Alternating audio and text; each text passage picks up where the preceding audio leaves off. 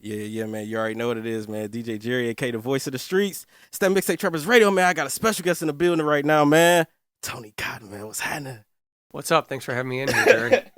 What's good, man? Nice to meet you. Nice to meet you too, It's man. good to put a face with the name. Yeah, definitely, man. Like, even like with you, man, I swear I've been hearing about you for years, man. Like, you know what I'm saying? Like, dealing with clients, you know what I'm saying, for years, decades, man. Oh, that's nice. Yeah. I've been a lawyer for almost 20 years now, so Wow.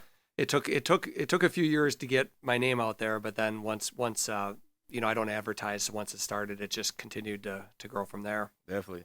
Yeah, but let us know, for the people that don't know who Tony Cotton is, let them know who you is. Yeah, sure. I'm a criminal defense attorney, Yeah. and I practice in Wisconsin. So I only practice in Wisconsin, not out of state. But I do state and federal cases, and basically I've carved out sort of a niche in doing, I would say, primarily drug and gun stuff. I do other things. Yeah, I handle all types of cases, but mostly my focus has been drugs, guns, violent crime, and things like that. Okay. Oh, yeah. I've been doing this for 19 years, graduate from Marquette Law School. Wow. I'm born and raised in the area, and we got offices in Waukesha and here in Wauwatosa on 70th and North Avenue. Okay, that's nice. Yeah, because I think I was reading, but correct me if I'm wrong, but your parents were attorneys too, right? Yeah, my dad was a garbage man and my mom was a lawyer. So, Wow, okay. So different career paths. My dad always said, follow your mom's path. So, so it's like, that made a lot of sense. Definitely. And so she was my inspiration. My mom went to law school when she was older, like later in life, like in her 30s. And so she became a lawyer when I was in high school. And she became really good at it. My stepdad, her second husband, was a defense attorney, and the three of us ended up starting a practice together. Yeah, that's what's up. Yeah, but like what's some of the rappers? I don't know if you know if they're rappers or not, but like what's some clients that you have, like that's rappers that you can say? Yeah, so I mean that's the part of the problem is I don't always know people's career or if they are on a rapper. I mean the way people come to me, believe it or not, is they call me, they give me just their regular name, I look up the case and I dive into it. And so I never tried to represent rappers as a group necessarily. Okay.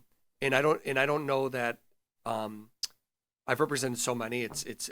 I could name off a dozen right now that I've learned over the years are well-known rappers in the community.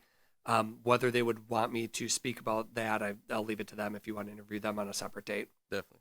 Yeah, but I know one that won't mind is Gwapo Chapo, man. Yeah, shout out Gwapo Gwapo's Chapo. a great guy. Guy. Yeah. We beat his federal case a year or two ago now. Yeah. And he's a great guy, and his brother Looney, who obviously I represented as well. So I know that family, and both great guys. Yeah. Yeah, man. I saw he was on your show after he beat that case. Yeah, he called me actually from here. I think he was probably at this table. Yeah, when he at the table called you, put your speakerphone, man. You know? Yeah, and that's because I try to be accessible. It's like one of the things I pride myself on is, there's different ways you can practice law. Yeah. And you can give it your all. You can give it 50%. You can give it 5%. Well, it's whatever you want to make of it. Right. And criminal defense is a crazy field because, like, you're representing human beings. You're representing people that are just like you. They got families, they got careers, they got interests, they got passions that they're pursuing. And I've always decided that rather than being one of these lawyers who's like closed off in some office somewhere, not accessible, I wanted to be like, if someone's paying me a lot of money to take on the case, or even if they're not paying a lot of money, like even if I chose to do something for free, I'm their lawyer and they should have access to me.